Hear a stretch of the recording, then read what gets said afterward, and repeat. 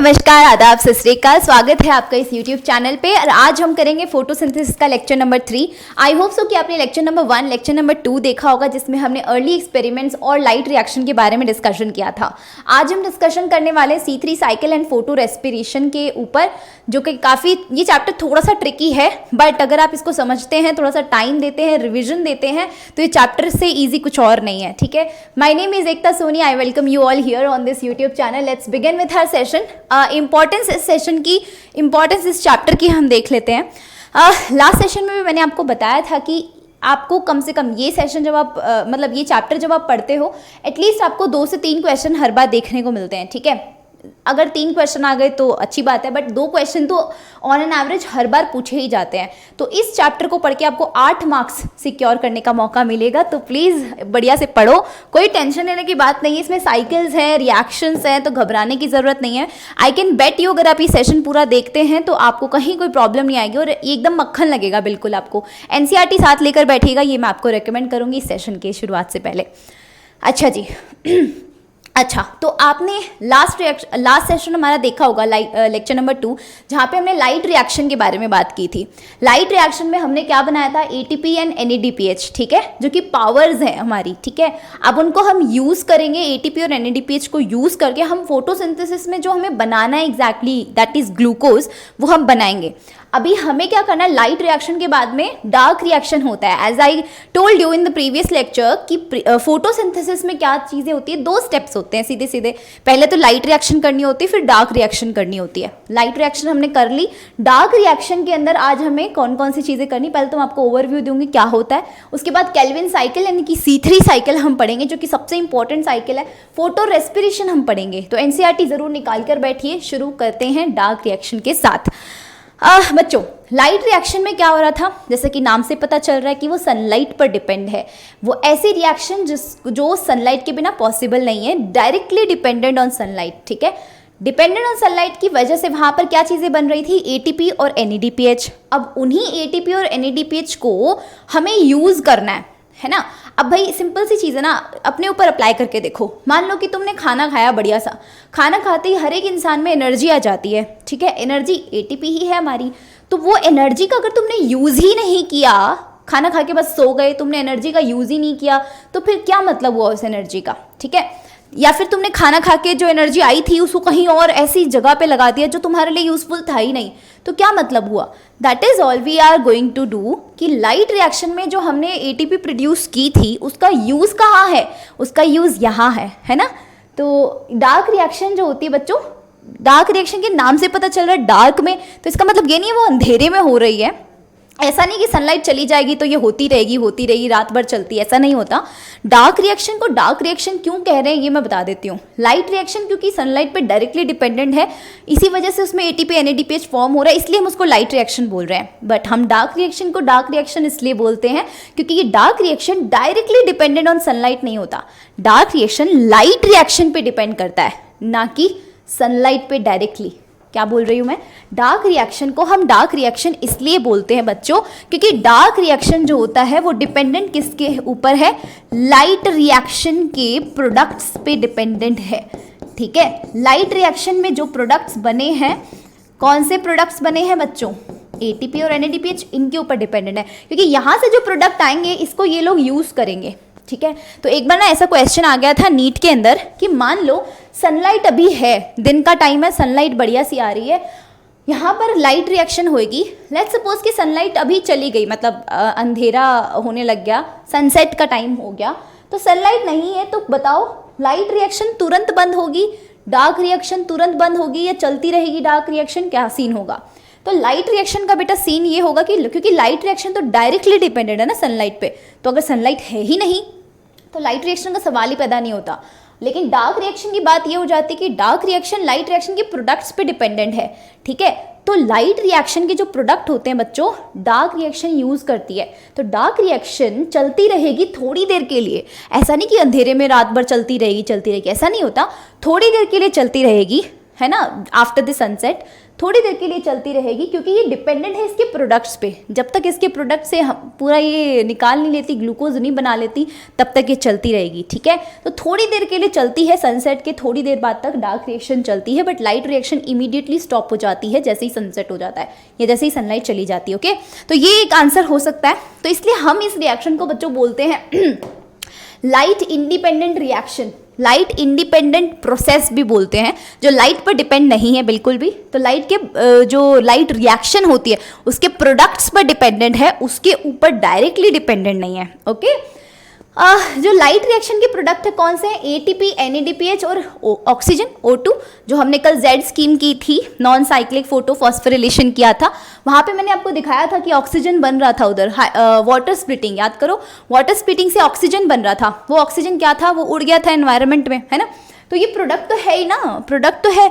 तो light reaction का product oxygen भी है, ATP भी है, NADPH भी है, तो इन्हीं का यूज़ इसको करना है, ठीक है। अब ऑक्सीजन तो डिफ्यूज आउट हो जाती है प्लांट के अंदर, पर ATP, NADPH का हम यूज़ करेंगे सिंथेसिस ऑफ शुगर में, क्योंकि फोटोसिंथेसिस में कर क्या रहे हैं? शुगर ही तो बनानी ना, ग्लूकोज ही तो बनाना है। अब ग्लूकोज बनता कैसे? बस ATP, NADPH का यूज़ करके, है ना। चलो अब थोड़ा सा पढ़ लेते हैं कि हिस्ट्री क्या है, ये C3 साइकिल हम क्यों पढ़ रहे हैं। फिर डार्क रिएक्शन का तो मतलब समझ में आया, क्यों हम इसको डार्क बोल रहे हैं, क्या इसका इंपॉर्टेंस है, क्यों हमें पढ़नी है ये। लेकिन हमें ये भी तो पढ़ना है ना, डार्क रिएक्शन में हमें डार्क रिएक्शन में क्या क्या चीज़ें इंक्लूड है, क्या C3 साइकिल डार्क रिएक्शन का पार्ट है या फिर कोई और चीज़ है। तो मैं आपको एक चीज़ बताती हूँ बच्चों, डार्क रिएक्शन में हम सिंथेसिस ऑफ शुगर कर रहे हैं, ग्लूकोज का बनाना, बस हमें इतना ही करना है, ग्लूकोज हम बना रहे होंगे। अब वो ग्लूकोज ना हम C3 साइकिल के थ्रू भी बना सकते हैं, ओके जी, जिसका नाम केल्विन साइकिल भी होता है। इसका ग्लूकोज का फॉर्मेशन हम C4 साइकिल के थ्रू भी कर सकते हैं, इसका फॉर्मेशन हम कैम साइकिल के थ्रू भी कर सकते हैं। तो ये 3 साइकिल मैं बच्चों पढ़ाऊंगी आपको इस डार्क रिएक्शन में। इन तीनों को ही हम डार्क रिएक्शन बोल रहे, मतलब ये तीनों साइकिल डार्क रिएक्शन का ही पार्ट है, क्योंकि हम इन तीनों में ही सिंथेसिस ऑफ शुगर कर रहे होंगे, ठीक है। तो C3, C4 कैम, तो आज हम C3 कंप्लीट करेंगे, कल के लेक्चर में हम C4 कंप्लीट कर लेंगे, ठीक है। कैम साइकिल के बारे में इतना आपको NCERT में कुछ दिया हुआ नहीं है, ठीक है। तो आपको मेजरली इन दोनों पे फोकस करना है। तो C3 साइकिल के अंदर एक्चुअली इसकी हिस्ट्री देखते हैं। C3 साइकिल की हिस्ट्री क्या थी? हिस्ट्री ये थी बच्चों, एक साइंटिस्ट आए थे केल्विन बेंसन, ठीक है। इन साइंटिस्ट ने, इन दोनों ने क्या किया था, इसको डिस्कवर किया था, है ना, समझा था कि कैसे कैसे शुगर का प्रोडक्शन हो रहा है, इस साइकिल के अंदर क्या क्या स्टेप्स हैं, कैसे कैसे सारी चीज़ें हो रही है, हर चीज़ इन्होंने डिस्कवर कर ली थी। इन्होंने एक्चुअली क्या किया था, रेडियो एक्टिव जो C14 होता है, कार्बन का जो रेडियो एक्टिव कार्बन का ना C14 इन्होंने यूज़ किया। इस C14 एल्गल फोटोसिंथेसिस पे यूज़ किया। एल्गल कौन सी एल्गी है? यहाँ पे क्लोरेला को इन्होंने यूज़ किया, है ना। उसके ऊपर उन्होंने स्टडी करी और इन्होंने देखा कि CO2 फिक्सेशन जो है वो किस तरीके से हो रहा है, ठीक है। तो इन्होंने ना कार्बन डाइऑक्साइड जो ली थी, उसमें जो कार्बन था वो क्या था, C14 था। तो यहाँ से जो ग्लूकोज बन रहा था बच्चों C6H12O6, उसके अंदर जो कार्बन था वो भी C14 ही था। तो इन्होंने ये देखा कि भाई ये कार्बन डाइऑक्साइड जो है इस तरीके से फिक्सेट होती है। कार्बन डाइऑक्साइड नहीं पड़ी है, अभी जाके खाना बनाएगी, अभी जाके ग्लूकोज बनाएगी।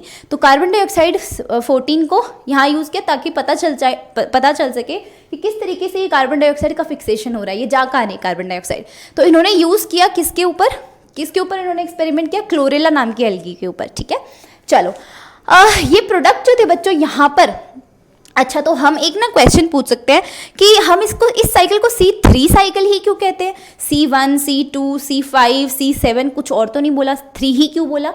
इसके पीछे भी कारण है, हर चीज़ के पीछे लॉजिक होता है बच्चों, बिना लॉजिक की बात ही नहीं करते हम। तो C3 साइकिल को हम C3 साइकिल इसलिए बोलते हैं क्योंकि इस साइकिल में जब कार्बन डाइऑक्साइड सबसे पहले किसी रिएक्टेंट के साथ आके जुड़ती है तो पहला प्रोडक्ट जो बनेगा, जो फर्स्ट प्रोडक्ट होता है बच्चों, वो क्या है, 3 कार्बन वाला है। फर्स्ट जो प्रोडक्ट है, first stable product of C3 cycle, ये 3 कार्बन वाला है। और ये 3 कार्बन वाला कौन सा है, PGA फॉस्फोग्लिसरिक एसिड, ठीक है। क्या बोला मैंने, C3 साइकिल को C3 साइकिल इसलिए बोलते हैं क्योंकि इसका फर्स्ट स्टेबल प्रोडक्ट, इस साइकिल में जो सबसे पहला स्टेबल प्रोडक्ट बनता है दैट इज दी PGA, और ये PGA होता है फॉस्फोग्लिसरिक एसिड, और ये 3 कार्बन का होता है। दैट इज वाई हम इस साइकिल को C3 साइकिल बोल रहे हैं। Same applies for C4। C4 को हम C4 क्यों बोलते हैं? क्योंकि वहां का जो फर्स्ट स्टेबल प्रोडक्ट आएगा वो 4 कार्बन का बना हुआ होगा। ठीक है, अब वो कौन सा है वो हम C4 यानी कि कल के लेक्चर में पढ़ेंगे कि कौन सा स्टेबल प्रोडक्ट है वहां पे। ठीक है जी, चलो बहुत बढ़िया बात है, हमने इतनी बातें करी। अच्छा, अब हमारे दिमाग में ना क्वेश्चन आता है, हमारे दिमाग में नहीं, उन साइंटिस्ट के दिमाग में भी ये क्वेश्चन आया था कि अगर मान लो ये कार्बन डाइऑक्साइड जो होती है ना ये फिक्सेट होगी, क्योंकि अल्टीमेटली इसी को जाके ग्लूकोज बनाना ना, क्योंकि उन्होंने अपने एक्सपेरिमेंट में भी यही देखा था कि कार्बन डाइऑक्साइड का जो ये 14 वाली मतलब कार्बन डाइऑक्साइड का जो कार्बन है यही फिक्सेट होकर आगे क्या बना रहा है, ग्लूकोज बना रहा है, राइट। तो इसी कार्बन डाइऑक्साइड को ग्लूकोज बनाना है, तो ये कार्बन डाइऑक्साइड जो है वो सबसे पहले क्या करती है, ये रिएक्शन कर रही है, ये साइकिल है ना, एक तरीके से बहुत सारी रिएक्शंस होंगी यहाँ पे, बस आपको थोड़ा थोड़ा याद रखना और कुछ नहीं करना। तो ये कार्बन डाइऑक्साइड ना बच्चों ये एनवायरनमेंट में पड़ी हुई है, सबसे पहले ये कहाँ पर किसके साथ अटैच होएगी, ठीक है, तो ये सबसे पहले अटैच होती है बच्चों एक ऐसे मॉलिक्यूल के साथ में जो 5 कार्बन का था। जनरली तो ऐसा होना चाहिए कि कार्बन डाइऑक्साइड में कितने कार्बन है, 1 कार्बन है ना, और हमें पता है कि C3 को C3 इसलिए बोल रहे हैं क्योंकि फर्स्ट जो प्रोडक्ट बनेगा दैट इज 3 कार्बन मॉलिक्यूल ना, तो 3 कार्बन मॉलिक्यूल बनाने के लिए हमें इस कार्बन डाइऑक्साइड को ऐसे कंपाउंड के साथ ऐड करवाना चाहिए जिसमें 2 कार्बन है ना, ऐसा सबके दिमाग में चल रहा था कि भाई फर्स्ट टेबल में PGA बना है और PGA जो है वो 3 कार्बन वाला है, तो 3 कार्बन बनाने के लिए तो ऐसा ही हुआ होगा कि कार्बन डाइऑक्साइड ने किसी एक ऐसे कंपाउंड के साथ में अटैचमेंट करी होगी जिस कंपाउंड में सिर्फ 2 कार्बन है, ताकि 2 और 1 मिलकर 3 हो जाए। पर सरप्राइज बच्चों, surprise, biology never ends to give the subscribe ना, subscribe, surprise.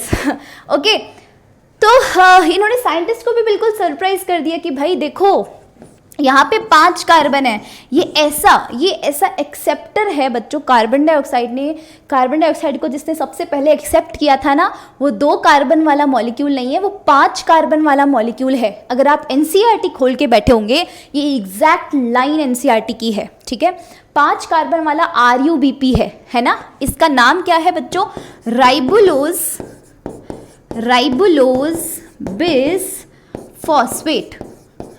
Ribulose bis phosphate जो होता है this is the first acceptor of carbon dioxide. अब लोगों का दिमाग चकरा गया कि भाई 5 कार्बन वाला 1 कार्बन के साथ जुड़ रहा है, तो बनना तो क्या चाहिए, 6 कार्बन वाला कोई ऐसा कंपाउंड बनना चाहिए, लेकिन हमें तो बताया जा रहा है कि जो फर्स्ट स्टेबल है वो 3 कार्बन वाला कंपाउंड है। बिल्कुल बात सही है आपकी कि फर्स्ट स्टेबल मतलब जो पहला प्रोडक्ट बना है वो 6 कार्बन का बनना चाहिए अकॉर्डिंग टू दिस, बनता भी है 6 कार्बन का प्रोडक्ट, बट 6 कार्बन वाला प्रोडक्ट जो होता है बच्चों वो स्टेबल नहीं होता, वो अनस्टेबल होता है। तो ये आगे जाके किस में कन्वर्ट होता है, 3 कार्बन वाले मॉलिक्यूल में, दैट इज PGA। बट पता है क्या होता है, कार्बन के नंबर को बैलेंस करने के लिए ये मॉलिक्यूल 1 नहीं 2 बनते हैं। समझ में आ रहा है, 3 कार्बन वाला मॉलिक्यूल बनेगा पर कार्बन के नंबर को बैलेंस भी तो करना ना, बैलेंसिंग ऑफ केमिकल इक्वेशन पढ़ा होगा छोटी क्लासेस में। कार्बन इधर 6 है तो इधर भी 6 होने चाहिए, और 6 होने के लिए 3 कार्बन का जो मॉलिक्यूल बन रहा है उसको 2 से तो मल्टीप्लाई करना पड़ेगा, क्योंकि अगर 2 से मल्टीप्लाई नहीं करूँगी तो बैलेंसिंग बिगड़ जाएगी। इसलिए 6 कार्बन मॉलिक्यूल जो है बच्चों यहाँ होना चाहिए, तो ये अनस्टेबल हो जाता है और ये स्टेबल हो जाता है। और 3 कार्बन वाला मॉलिक्यूल कौन सा है, PGA है, फॉस्फोग्लिसरिक एसिड, जिसमें कितने कार्बन है, 3।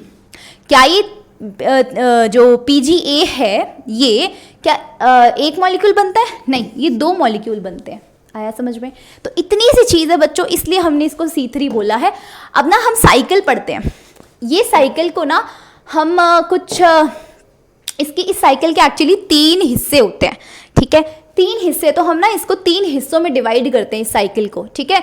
इस साइकिल में एक्चुअली सबसे पहले पता है क्या होता है, तो सबसे पहले कार्बन डाइऑक्साइड आती है बच्चों, कार्बन डाइऑक्साइड, ठीक है, ये कार्बन डाइऑक्साइड नहीं, सबसे पहले कार्बन डाइऑक्साइड नहीं बनाएंगे हम, हाँ जी। तो ये बच्चों RUBP जो होता है ना, RUBP, ये RUBP एक्चुअली क्या है, 5 कार्बन का कंपाउंड है ना, 5 कार्बन का कंपाउंड है।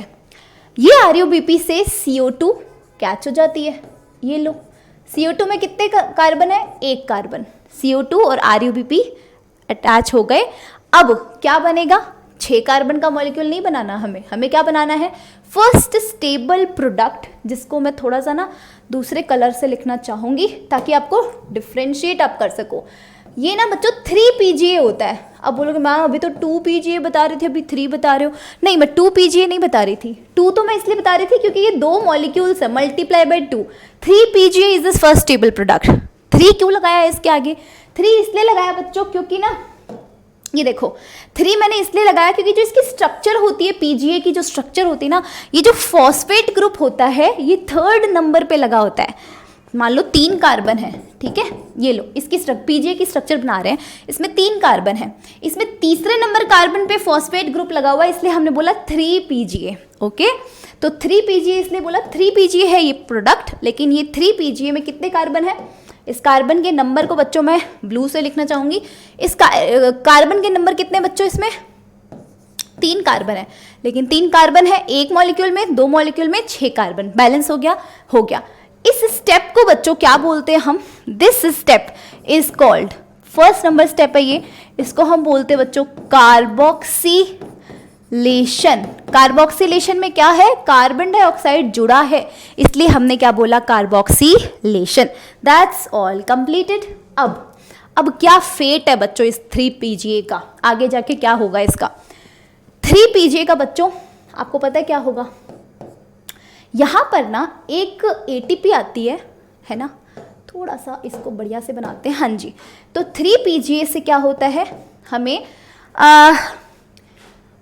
एक ATP खर्चा होता है यहाँ पे, है ना। अब हमें क्योंकि ग्लूकोज बनाना ना यार, हमें 3 PGA थोड़ा ना बनाना था, हमें तो ग्लूकोज बनाना था, क्योंकि this is a part of dark reaction and dark reaction में तो ग्लूकोज ही बन रहा है। तो ग्लूकोज बनाना है तो ऑब्वियसली 3 PGA तो नहीं रख सकते हम, इसको आगे तो पहुंचाना पड़ेगा ना। तो बच्चों यहाँ पर ना एक एनर्जी खर्च होती है ना। अब एनर्जी को खर्चा करवाते हैं बच्चों रेड कलर से, ठीक है। जहाँ जहाँ एनर्जी खर्चा होगी मैं वहाँ रेड कलर से ही ड्रॉ करूँगी, तो आप समझ जाना। ओके, चलो यहाँ ना बच्चों एक ATP खर्चा होती है, ATP खर्चा होती है और ADP बना देती है। ATP adenosine triphosphate, adenosine triphosphate टूटती है यहाँ पे और एडिनोसिन डाइफॉस्फेट बनती है। ट्राई से डाई पे आ गई, फॉस्फेट, यहाँ पे 3 फॉस्फेट ग्रुप्स हैं बच्चों ATP में। ट्राइफॉस्फेट है ना, मतलब 3 फॉस्फेट मॉलिक्यूल्स हैं। यहाँ पर 3 फॉस्फेट से एक फॉस्फेट रिमूव हो जाता है और 2 ही बचे रह जाते हैं। तो वो एक फॉस्फेट कहाँ गया? वो एक फॉस्फेट इसमें जुड़ गया, क्योंकि यहाँ पर ATP खर्चा हुआ है। तो यहाँ फॉस्फेट जो है वो इनऑर्गेनिक फॉस्फेट निकला है, यहाँ पर इनऑर्गेनिक फॉस्फेट, और ये इनऑर्गेनिक फॉस्फेट इस मॉलिक्यूल में जुड़ गया। अब जुड़ गया तो देखो पहले 3 फॉस्फोग्लिसरिक एसिड था, अब ये हो जाएगा बच्चों बाई फॉस्फोग्लिसरिक एसिड। बाई क्यों यूज किया मैंने? 2 फॉस्फेट ग्रुप हैं इसलिए। तो क्या मैं यहाँ लिख दूँ 1,3 बाई PGA, BPGA लिख देती हूँ मैं यहाँ पे, है ना। हाँ जी, कितने मॉलिक्यूल हैं? 2 मॉलिक्यूल हैं, 2 मॉलिक्यूल्स, ठीक है। 2 मॉलिक्यूल्स यहाँ बन रहे हैं हमारे, 1,3 बाई PGA बन गया। क्या इसमें PGA phosphoglyceric acid, glyceric acid है ना, नंबर चेंज हुआ कार्बन का? नहीं। क्या चेंज हुआ? सिर्फ फॉस्फेट ग्रुप ही तो लगा एक आके, एक एक्स्ट्रा फॉस्फेट ही तो लगा है। पहले 3 पे था, जैसे 3 कार्बन है मान लो, है ना, PGA की स्ट्रक्चर में 3 कार्बन है, पहले 3rd नंबर के कार्बन पर ही था फॉस्फेट ग्रुप, अब 1st नंबर पे भी है। तो 1st, 2nd, 3rd में 1st और 3rd नंबर पे फॉस्फेट ग्रुप एडेड है, इसलिए हम इसको 1,3 बाई PGA बोल रहे हैं। 2 फॉस्फेट 1st और 3 पोजीशन के ऊपर, समझ में आया। तो ये 2 मॉलिक्यूल इसके बन गए, ठीक है। हाँ जी, नंबर ऑफ कार्बन की अगर बात करें हम तो क्या चल रहा है यहाँ पर, अगर आप देखोगे number of carbon 1,3 by PGA में भी कितना है, अभी भी कितना चल रहा है बच्चों? इसमें भी 3 ही कार्बन है, 2 मॉलिक्यूल्स हैं, बस 3 कार्बन है। PGA में 3 ही कार्बन होते हैं, है ना। अब क्या होगा बच्चों? अब होगा रिडक्शन। क्या होगा? रिडक्शन होगा। रिडक्शन क्यों करवाना है? अगेन हमें क्या बनाना है? ग्लूकोज बनाना ना, उस ग्लूकोज के ऊपर काम करेंगे ना हम। तो यहाँ क्या होगा बच्चों? रिडक्शन होगा, ठीक है। अब ये एसिड है, एसिड का रिडक्शन होता है तो जनरल केमिस्ट्री बोलती है एसिड का रिडक्शन होकर एल्डिहाइड बनता है है कि नहीं। एल्डिहाइड से अल्कोहल बनता है और रिडक्शन करके, तो एसिड का हम एक ही बार रिडक्शन करेंगे और एक ही बार रिडक्शन करके हम एल्डिहाइड बनाएंगे। कौन सा एल्डिहाइड बनाएंगे वो और बताती हूँ मैं आपको, है ना। वो हम बनाएंगे बच्चों 3PGAL। पागल नहीं, पागल नहीं, है ना। थोड़ा सा आगे बनाते हैं बच्चों इसको। हाँ जी, ये लीजिए, इसको मैं 3PGAL, है ना। 3PGAL का मतलब क्या है? 3-फॉस्फोग्लिसरल्डिहाइड। 3-फॉस्फोग्लिसरल्डिहाइड, 3-फॉस्फोग्लिसरल्डिहाइड, एल्डिहाइड है ना। तो यहाँ पर मैंने क्या किया, यहाँ पर मैंने इसका रिडक्शन कर दिया। अब रिडक्शन कब होता है? जब हाइड्रोजन ग्रुप ऐड होता है तभी तो रिडक्शन होता है ना। तो हाइड्रोजन कहाँ से लाऊं मैं ऐड करवाने के लिए? हाइड्रोजन बच्चों मुझे ऐड करवाने के लिए ना लाना पड़ेगा किधर से? NADPH। लाइट रिएक्शन में बना था ना NADPH। NADPH का तो काम ही ये है कि किसी को रिड्यूस कर दो। NADPH में से हाइड्रोजन निकलेगा और किसी को रिड्यूस करके आ जाएगा। तो यहाँ पर ना बच्चों मुझे NADPH निकालना है ना। NADPH से हाइड्रोजन निकालना है, NADPH, H को बाहर निकाल दो, है ना। तो ये मेरे पास में क्या है? NADPH, है ना। इस NADPH से मैं H को बाहर निकाल दूंगी, क्या बन जाएगा? NADP positive. हाइड्रोजन छोड़ के जाता है बेटा, पॉजिटिव आ गया इसके ऊपर, है ना। ये हुआ। अब 3PGL के कितने मॉलिक्यूल्स बने हैं? अगेन 2 मॉलिक्यूल, यहाँ 2 थे तो यहाँ पे भी तो 2 ही होंगे ना। इसको भी हम 2 से मल्टीप्लाई कर देते हैं, है ना। अब देखो ना, तुम 2 मॉलिक्यूल के लिए काम कर रहे हो इतनी देर से। 1,3 डाईपीजे को तुम 2PGAL में कन्वर्ट कर रहे हो, 2 मॉलिक्यूल पे काम कर रहे हो। तो NADPH एक कैसे खर्चा होगा? एक NADPH तो एक को ही रिड्यूस करेगा, हमें तो 2 को रिड्यूस करवाना है। तो मैं क्या कर दूं, यहाँ पे 2 ऐड कर दूं। क्या मैं यहाँ पर लिख दूं कि ये 2 NADPH आएंगे जो 2 NADP प्लस में कन्वर्ट हो जाएंगे, है ना। Same applies here.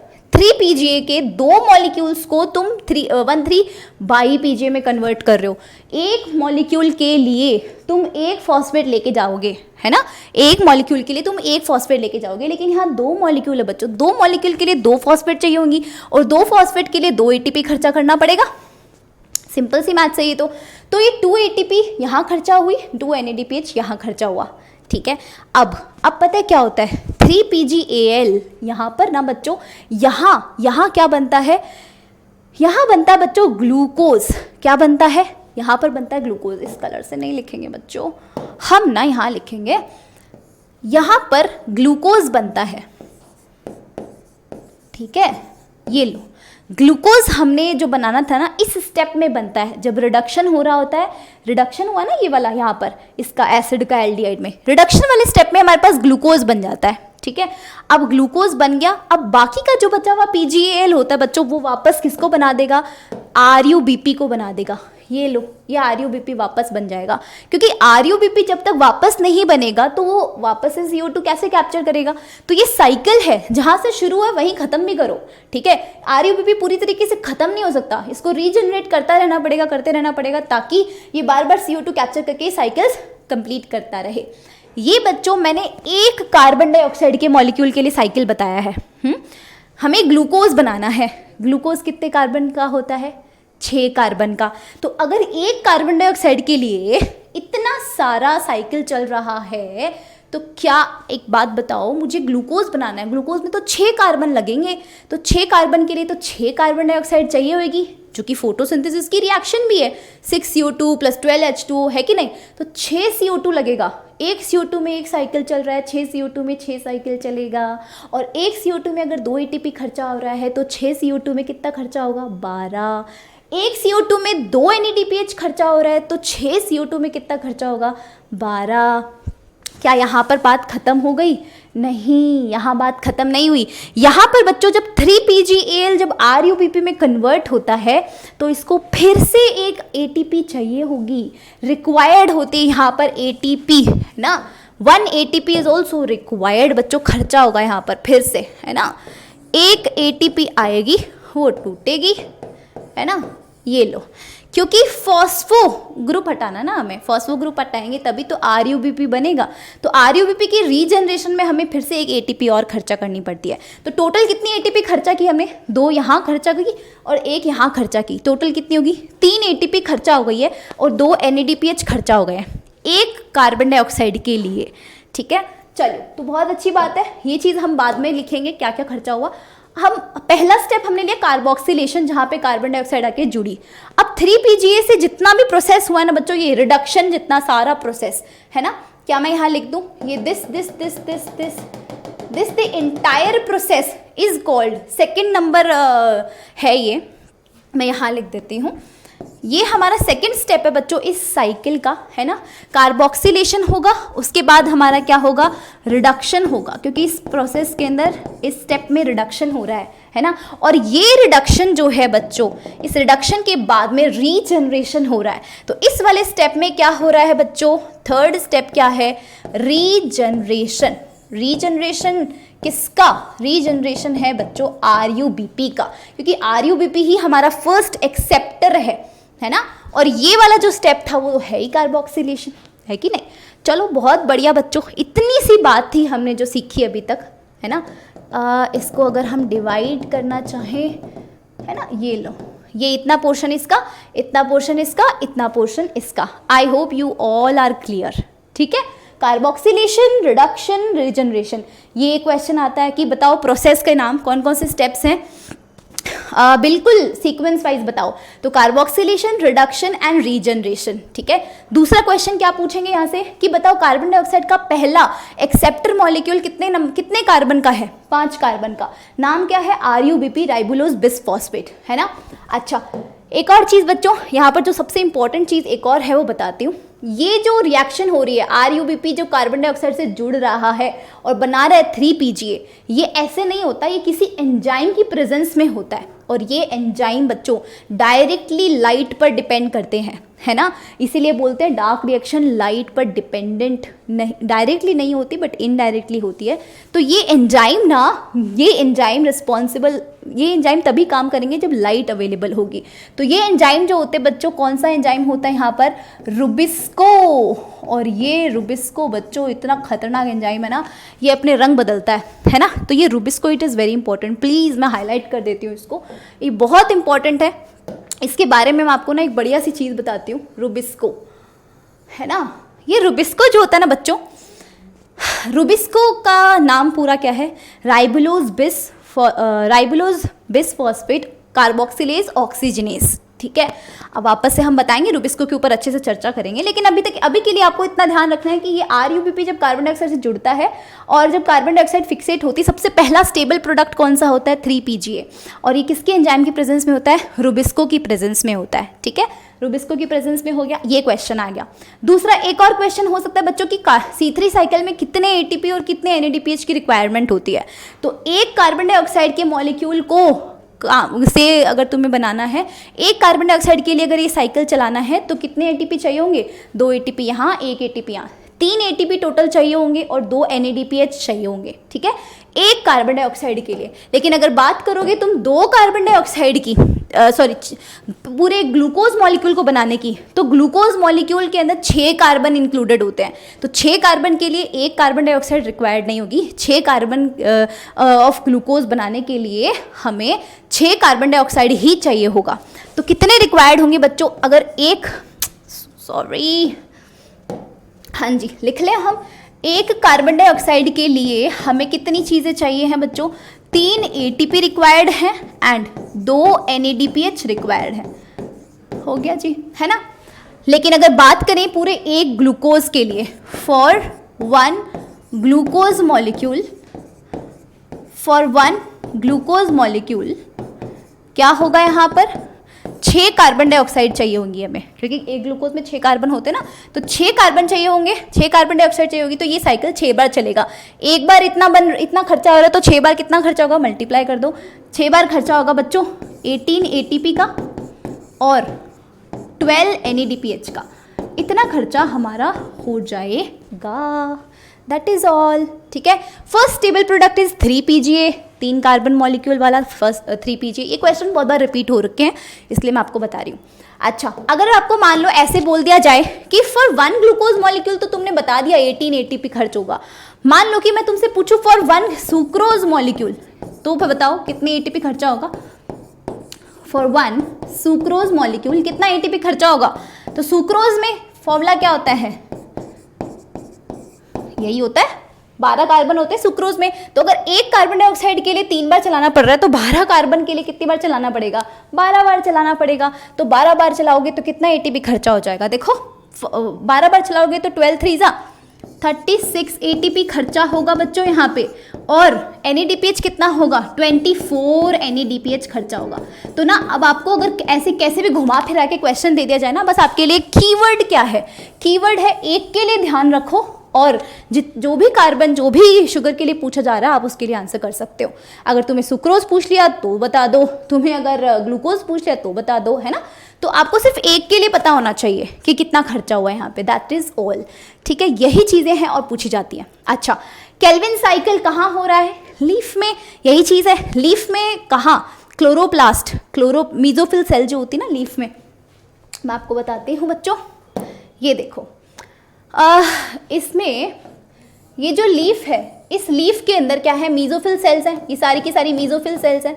इस मीजोफिल सेल को अगर मैं ब्रॉड करके देखूँ तो इसमें बच्चों क्लोरोप्लास्ट है, और क्लोरोप्लास्ट में हमने देखा था कि क्या है यहाँ पे, ग्रेना है, ये स्ट्रोमा लेमिली है, और ये क्या है बच्चों, ये है लिक्विड, और ये लिक्विड का नाम क्या है बच्चों, स्ट्रोमा, ये स्ट्रोमा है। ठीक है, तो ग्रेना और स्ट्रोमा लेमिली, इन पे तो लाइट रिएक्शन चल रहा था ना, हमने कल के सेशन में किया था।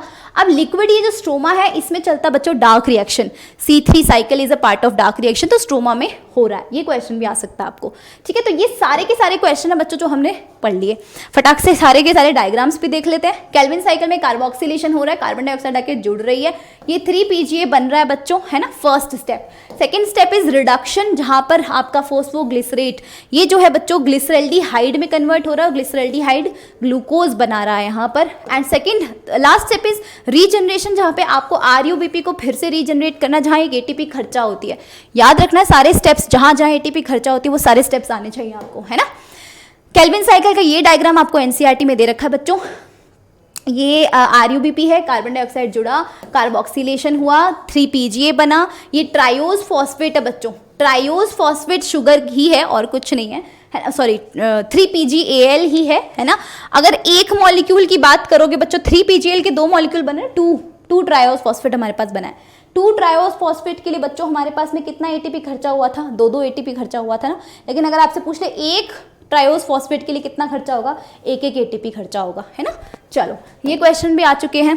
केल्विन साइकिल में देखो, ये साइकिल था, RUBP हमने एंटर करवाया, कार्बन डाइऑक्साइड ऐड हुई, 18 ATP 12 NADH खर्च हुए, है ना। फिर ये आके ये ग्लूकोज बन गया, RUBP वापस रीजनरेट हो गया, 18 ADP बन गई, क्योंकि 18 ATP खर्चा हो गया, 18 ADP बनेगा, और यहाँ पर 18 NADP प्लस बनेगा, 18 इनऑर्गेनिक फॉस्फेट बनेंगे, क्योंकि ATP जब भी टूटती है तो इनऑर्गेनिक फॉस्फेट देती है। इन क्या था, हमने 6 कार्बन डाइऑक्साइड को डाला, क्योंकि एक ग्लूकोज बना रहे, एक ग्लूकोज के लिए हमें 6 कार्बन डाइऑक्साइड डालने पड़ेंगे और एक ग्लूकोज बन जाएगा। 18 ATP खर्चा होगा एक ग्लूकोज के लिए, है ना, और 18 ADP खर्चा बन जाएगा, 12 NADPH खर्चा होगा, है ना।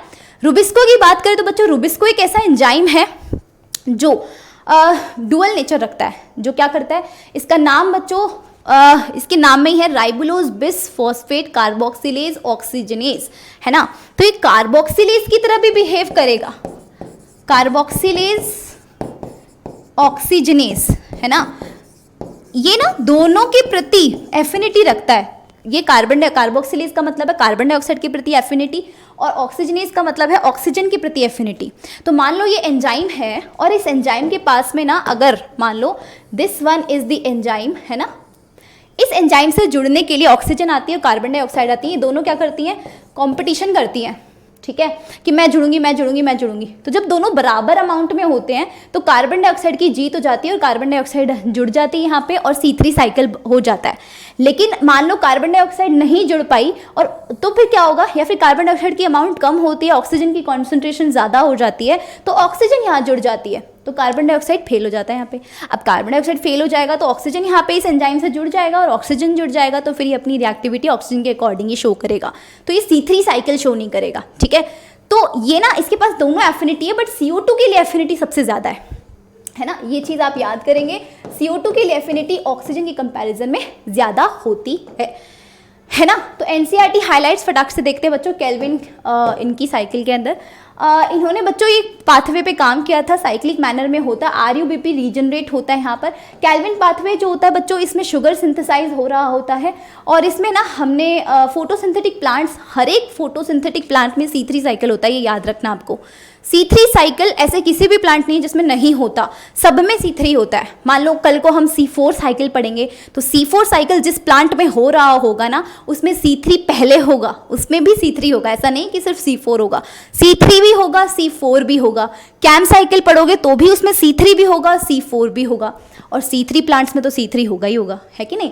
तो याद रखना हर एक प्लांट के अंदर C3 होता है, C4 हर किसी में नहीं होता, C4 किसी गिने चुने में ही होता है ना।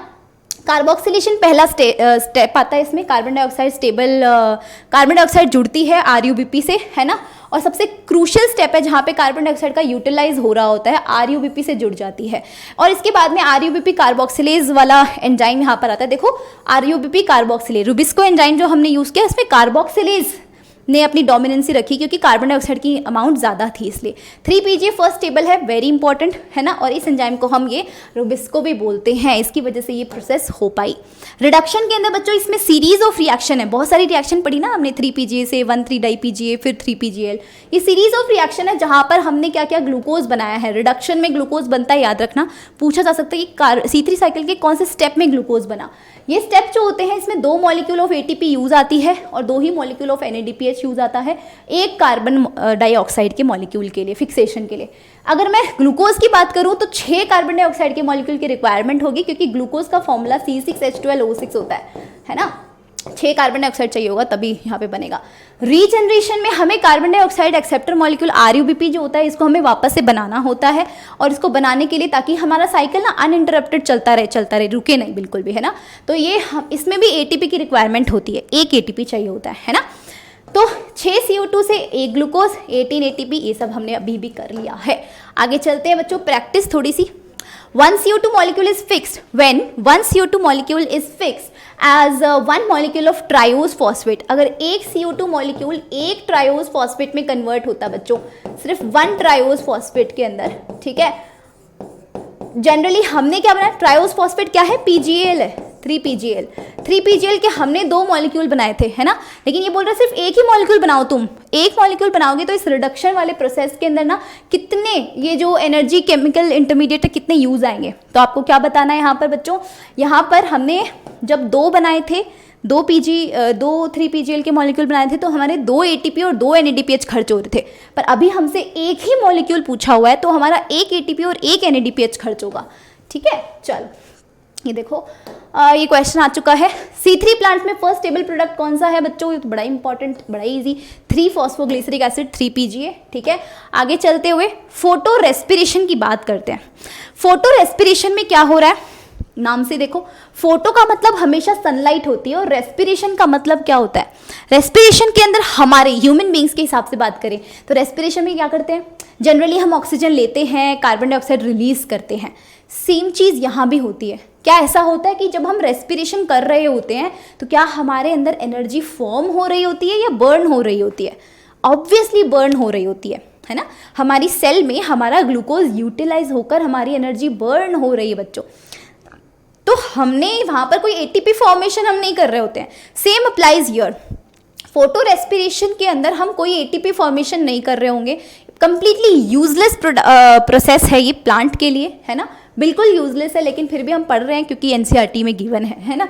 तो रेस्पिरेशन में अभी तक हम फोटोसिंथेसिस में करते क्या हैं, बेसिक फंडा, कार्बन डाइऑक्साइड ले रहे थे, ऑक्सीजन रिलीज कर रहे थे, लाइट रिएक्शन में ऑक्सीजन रिलीज की थी ना, कार्बन डाइऑक्साइड ली, ऑक्सीजन रिलीज कर दी। पर फोटो रेस्पिरेशन में उल्टा कर रहा है, ऑक्सीजन लो, कार्बन डाइऑक्साइड रिलीज करो, है ना। तो तुम कार्बन डाइऑक्साइड को फिक्सेट नहीं कर रहे हो, कार्बन डाइऑक्साइड बढ़ा रहे हो एनवायरनमेंट में, तो कहाँ से यूजफुल हुई, यूजलेस होती है।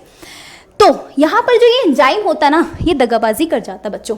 ये एंजाइम रुबिस्को, इसके पास दोनों के लिए साइट्स होती हैं, कार्बन डाइऑक्साइड के लिए भी है, ऑक्सीजन के लिए भी साइट है। मान लो कि कार्बन डाइऑक्साइड की अमाउंट ज़्यादा हो गई ऑक्सीजन से, तो ऑब्वियसली ये कार्बोक्सिलेज की तरह बिहेव करेगा और कार्बन डाइऑक्साइड को अपने से जोड़ लेगा और C3 साइकिल चलाएगा। पर मान लो कि कार्बन डाइऑक्साइड की अमाउंट कम हो गई, ऑक्सीजन की अमाउंट ज़्यादा हो गई, तो ऑक्सीजन इस एंजाइम से जुड़ जाएगा और फोटो रेस्पिरेशन की प्रोसेस होगी, है ना। तो यहाँ पर ऑक्सीजनेज की तरह बिहेव करने लग जाएगा। तो ये साइकिल में जनरली क्या होता है और कैसे कैसे क्वेश्चंस आते हैं वो मैं आपको बताती हूँ। पहली बात तो यहाँ पर ऑक्सीजन की कॉन्सेंट्रेशन ज़्यादा है, कार्बन डाइऑक्साइड की कम है, इसलिए रुबिस्को किस तरीके से बिहेव कर रहा है, ऑक्सीजनेज की तरह बिहेव कर रहा है।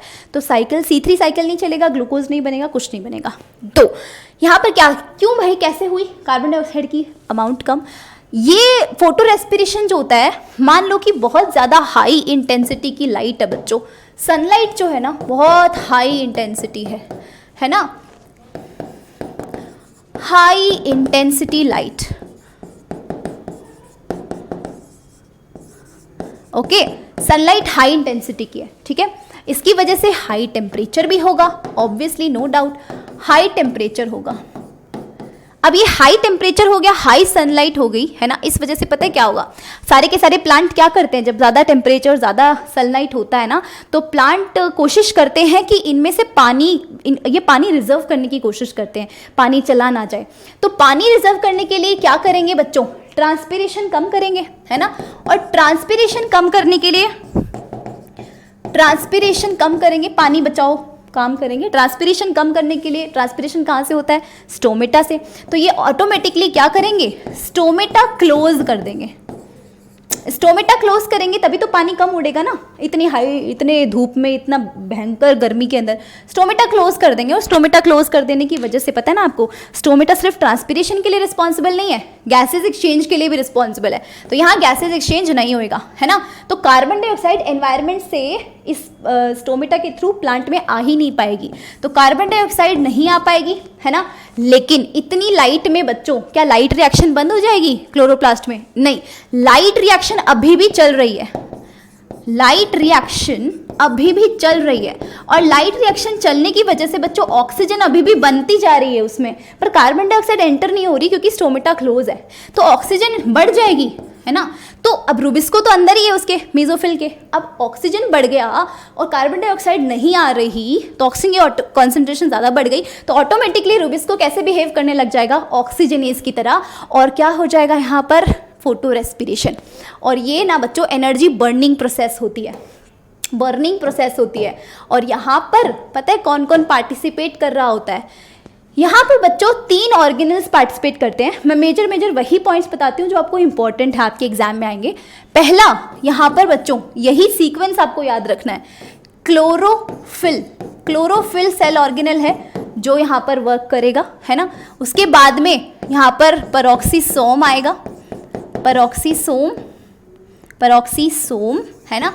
और पेरोक्सीसोम के बाद में बच्चों यहाँ पर माइटोकॉन्ड्रिया, ठीक है, इन्हीं का ही कंट्रीब्यूशन यहाँ होता है ना। और इनमें से किसी में भी, ऐसे ही सीक्वेंस में आपको याद रखना है कि इनमें से किसी में भी बच्चों एटीपी फॉर्मेशन नहीं हो रहा है यहाँ पर। तो फोटो रेस्पिरेशन में हम एक ना इम्पॉर्टेंट पॉइंट ले सकते हैं, नोट ले सकते हैं फोटो रेस्पिरेशन में कि no ATP formation, no ATP formation, कोई एटीपी फॉर्मेशन नहीं हुआ।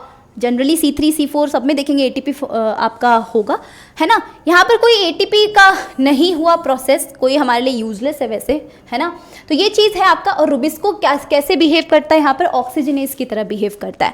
तो ये ना, ये प्रोसेस उन्हीं में होती है जो बच्चों हाई टेम्परेचर पे रह पाते हैं। तो C3 साइकिल्स, जो C3 जो प्लांट होते हैं उनमें ज़्यादातर फोटो रेस्पिरेशन की प्रोसेस देखी जाती है, C4 में नहीं देखी जाती। क्यों नहीं देखी जाती ये हम कल पढ़ेंगे, कल के सेशन में, कि C4 में ऐसा क्या स्पेशल है जो नहीं हो पा रही है, ठीक है। तो आप देखोगे यहाँ पर कि रिलेटिव कॉन्सेंट्रेशन ऑक्सीजन की जब इंक्रीज हो जाती है, CO2 कम हो जाता है, तो बच्चों ये फोटो रेस्पिरेशन की प्रोसेस होती है। और ऑक्सीजन हम यूज़ करके वेस्ट प्रोडक्ट ही बना रहे होते हैं। हम रेस्पिरेशन में ऑक्सीजन यूज़ ही तो करते हैं और वेस्ट प्रोडक्ट बनाते हैं। और यहाँ पर कार्बन डाइऑक्साइड, फोटोसिंथेसिस के अंदर कार्बन डाइऑक्साइड से एनर्जी बन रही होती है। तो ये यहाँ पर चीज़ होती नहीं है। अच्छा, फोटो रेस्पिरेशन को ना आप देखोगे कभी कभी C2 साइकिल भी बोलते हैं। C2 साइकिल इसलिए बोला क्योंकि इसका जो फर्स्ट स्टेबल प्रोडक्ट होता है वो 2 कार्बन का होता है, और वो 2 कार्बन का जो फर्स्ट स्टेबल प्रोडक्ट है जिसके ऊपर क्वेश्चन आ भी सकता है, वो फर्स्ट स्टेबल प्रोडक्ट होता है बच्चों ये फॉस्फोग्लाइकोलेट। फॉस्फोग्लाइकोलेट 2 कार्बन का फर्स्ट स्टेबल प्रोडक्ट है। ये क्वेश्चन आता है और आ भी सकता है। एक मॉलिक्यूल बनता है ना। तो यहाँ पर आपका RUBP, देखो यहाँ पर क्या हुआ, आपका C3 में RUBP किससे अटैच हो रहा था, CO2 से, और अटैच होके 3PGA बना रहा था। यहाँ पर RUBP क्या करता है, RUBP अटैच होता है बच्चों ऑक्सीजन से, क्योंकि ऑक्सीजन की कॉन्सेंट्रेशन बढ़ गई ना, तो अब ये रुबिस्को किसकी तरह बिहेव करेगा, ऑक्सीजनेज की तरह, और ये बिहेव करके फिर क्या बनाएगा, यहाँ पर ये कोई स्टेबल प्रोडक्ट 3PGA कुछ ऐसा कुछ नहीं बनाएगा, ये बनाएगा बच्चों यहाँ पर आपका फॉस्फोग्लाइकोलेट, और ये फॉस्फोग्लाइकोलेट कितने कार्बन का मॉलिक्यूल होता है, 2 कार्बन का, और साथ साथ में क्या बनाएगा, ये साथ साथ में बच्चों 3PGA भी बनाएगा, दोनों बनाएगा, ये दोनों, पर स्टेबल ये है ना। तो कोई पूछे first stable product phospho respiration का, तो फॉस्फोग्लाइकोलेट है, इसीलिए हम इसको C2 साइकिल भी बोलते हैं, क्योंकि इसमें 2 कार्बन है। ठीक है, ये वही है 5 कार्बन वाला, तो 5 कार्बन को बैलेंस कर दिया ना हमने, ये 2 कार्बन का हो गया और ये 3 कार्बन का हो गया, तो दोनों बाई प्रोडक्ट्स बनते हैं। तो कोई पूछे ना कि बताओ कौन सा होता है, तो बाई प्रोडक्ट आप में 3PGA बता देना, 3PGA भी बनता है, ये भी बनता है ना, ऑप्शन में अगर ना गिवन हो तो। देखो NCERT में क्या दे रखा है, फोटो रेस्पिरेशन में बच्चों C3 C4 के अंदर हम डिफरेंस कर सकते हैं, क्योंकि C3 में जनरली फोटो रेस्पिरेशन देखने को मिलता है, ये उनका कैरेक्टरिस्टिक फीचर है, C4 में ये देखने को नहीं मिलता है ना। अब इसमें फर्स्ट CO2 फिक्सेशन स्टेप जब होता है, तो यहाँ पर देखो 3PGA के मॉलिक्यूल बन रहे हैं, है ना। RUBP जनरली CO2 से रिएक्ट करके 3PGA बनाता है, पर यहाँ ऐसा नहीं होता। यहाँ पर क्या होता है बच्चों, CO2 और O2 के अंदर जंग लड़ी जाती है, जिसकी ज़्यादा ग्रेटर एफिनिटी जो होती है वो CO2 के प्रति होती है, एंड ऑक्सीजन के प्रति थोड़ी कम होती है, बट कॉन्सेंट्रेशन पे डिपेंड करता है। अगर कॉन्सेंट्रेशन ऑक्सीजन की ज़्यादा है तो ये ऑक्सीजन से भी चिपक जाएगा, तो कॉम्पिटिटिव इनहिबिशन हो जाता है बच्चों। एक एंजाइम के ऊपर जब 2 रिएक्टेंट होते हैं, जो जुड़ना चाहते हैं, तो वही जुड़ पाता है जिसकी कॉन्सेंट्रेशन ज़्यादा है, जो हावी हो जाता है ना वो जुड़ जाएगा, तो कॉम्पिटिशन है यहाँ पर, है ना, तो वो इनहिबिट कर देगा CO2 को उससे जुड़ने के लिए, इसको हम कॉम्पिटिटिव इनहिबिटर भी बोलते हैं। रिलेटिव कॉन्सेंट्रेशन पर डिपेंड करता है। C3 प्लांट में ऑक्सीजन जो होती है वो रुबिस्को से बाइंड करती है, CO2 फिक्सेशन डिक्रीज हो जाता है। RUBP जो होती है वो 2 मॉलिक्यूल ऑफ PGA की बनने की बजाय ये ऑक्सीजन से बन के क्या बनाती है, फॉस्फोग्लिसरेट या फॉस्फोग्लाइकोलेट बनाती है। फॉस्फोग्लाइकोलेट 2 कार्बन वाला, फॉस्फोग्लिसरेट 3 कार्बन वाला 3PGA, ठीक है। और इसको फोटो रेस्पिरेशन बोलते हैं बच्चों। यहाँ पर कोई ATP फॉर्म नहीं होता, कोई शुगर फॉर्म नहीं होता, ठीक है, और ये CO2 का रिलीज हो जाता है, यहाँ पे ATP का यूटिलाइजेशन होता है, ठीक है। तो इस तरीके से बच्चों आपको दे रखा है। C4 प्लांट में कभी भी ये चीज़ नहीं होगी, फोटो रेस्पिरेशन क्यों नहीं होता वो मैं आपको बताऊंगी बाद में, ठीक है, कि क्यों नहीं होता जब हम C4 साइकिल पढ़ेंगे, ठीक है। चलो अभी हम थोड़े से क्वेश्चन कर लेते हैं, फिर खत्म करते हैं सेशन को। Oxygenation activity of rubisco enzyme in photo respiration leads to formation. अब ऑक्सीजनेशन जब भी रुबिस्को में होता है तो क्या चीज़ होगी बच्चों, जब भी रुबिस्को का ऑक्सीजनेशन होगा तो यहाँ पर क्या बनता है, एक मॉलिक्यूल आपका 3 कार्बन कंपाउंड का बना था कि नहीं बना था, बताया था मैंने कि RUBP जब भी ऐड होता है ऑक्सीजन से तो एक तो बनेगा, एक मॉलिक्यूल बनेगा फॉस्फोग्लाइकोलेट का जिसमें 2 कार्बन होंगे, और एक मॉलिक्यूल बनेगा बच्चों 3PGA का, है ना, जिसमें भी 3 कार्बन होंगे, तो 3 कार्बन वाला एक मॉलिक्यूल बना है। अब फॉस्फोग्लाइकोलेट के बारे में बात नहीं की, पर PGA के बारे में बात की है, तो आपको पता होना चाहिए कि एक मॉलिक्यूल 3PGA का भी बनता है और एक मॉलिक्यूल फॉस्फोग्लाइकोलेट का बनता है। Next question, correct sequence of cell organelles during. तो देखो ये बहुत इंपॉर्टेंट है। सबसे पहले क्लोरोप्लास्ट में रिएक्शन होती है, और उसके बाद बच्चों पेरोक्सिसम आता है, और उसके बाद क्या आता है, माइटोकॉन्ड्रिया। तो ये CPM जो है ना आपको याद रहना चाहिए, CPM, ओके। चलो बहुत बढ़िया, चलिए जी, तो यहाँ तक आज हमारा स्टेप आज हमारे कंप्लीट हो जाते हैं पूरे टॉपिक, है ना। C3 साइकिल और फोटो रेस्पिरेशन के लिए जो भी इंपॉर्टेंट टॉपिक्स थे, फोटो रेस्पिरेशन में कौन कौन से इंपॉर्टेंट क्वेश्चंस आ सकते हैं वो आपको पढ़ने हैं। मैंडेटरी नहीं आपको पूरा क्लोरोप्लास्ट में क्या बन रहा है मैम, ये कई मॉड्यूल्स में दिए हुए होते हैं कि क्लोरोप्लास्ट में ये बनता है, फिर ग्लाइसिन, सीरीन, बहुत सारे अमाइनो एसिड के नाम दे, आपको इतना ज़रूरी नहीं है जानना, ठीक है। लेकिन अगर आप फिर भी जानना चाहते हो तो प्लीज़ कॉमेंट बिलो, अलग से हम इसके ऊपर वीडियो लेकर आएंगे। लेकिन आज हमने सिर्फ NCERT बेस्ड बात की है, जो जो जो क्वेश्चन यहाँ से पिक किए जाते हैं हमने वही चीज़ की है, और जितना एनसीईआरटी में दिया हुआ उतना हमने पूरा कवर किया है।